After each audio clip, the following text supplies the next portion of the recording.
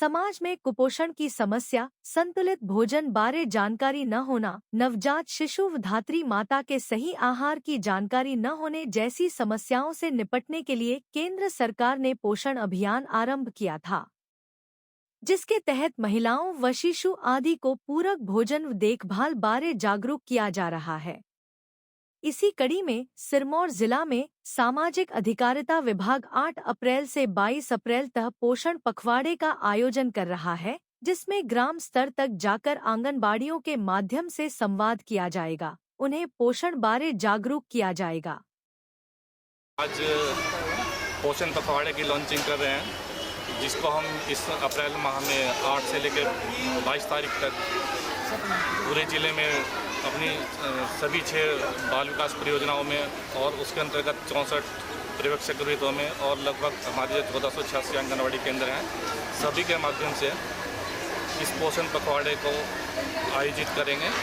और इसमें हमारा मुख्य उद्देश्य रहेगा कि जो भी हम आंगनबाड़ी केंद्रों में पोषाहार वितरित करते हैं, उसके लिए सरकार ने एक पोषण ट्रैकर ऐप विकसित किया है।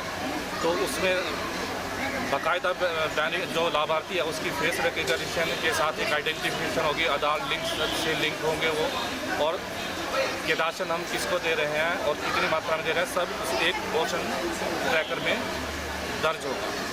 बच्चे के जो पहले 1000 दिन हैं, ये किसी भी बच्चे के लिए बहुत क्रिटिकल और बहुत महत्वपूर्ण होते हैं। इस दौरान बच्चे को यदि कुपोषण या किसी बीमारी की वजह से कोई कमी रह जाती है तो बच्चे का बहुत नुकसान हो जाता है, और हम कहते हैं कि ये परमानेंट लॉस होता है।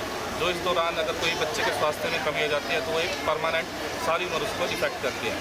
तो यही हमारा उद्देश्य रहेगा कि बच्चे को पूरा अच्छा पोषाहार मिले। और जब छोटे बच्चे की बात करते हैं तो पोषाहार पहले 6 माह तक तो बच्चे का केवल और केवल स्तनपान रहेगा, और उसके अलावा कोई भी ऊपरी आहार, यहाँ तक कि पानी, शहद, दूध इत्यादि भी बच्चे को नहीं देंगे।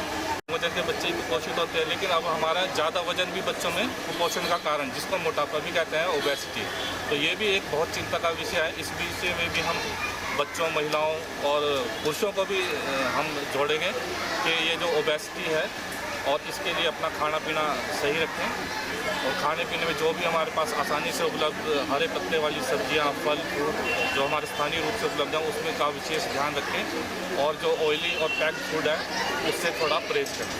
1983 से शिक्षा के क्षेत्र में अग्रणी silver bell senior secondary school Hiranagar Hamirpur पिछले 4 दशकों से शिक्षा जगत में एक अहम स्थान बनाए हुए है। श्रीमती शकुंतला निघाल के कुशल नेतृत्व में सिल्वर बेल्स की टीम द्वारा बच्चों को गुणात्मक शिक्षा प्रदान की जाती है, जिसमें बच्चों के सर्वांगीण विकास पर विशेष ध्यान दिया जाता है। I started the school in 1983 because there was a dire necessity for the English medium school that time.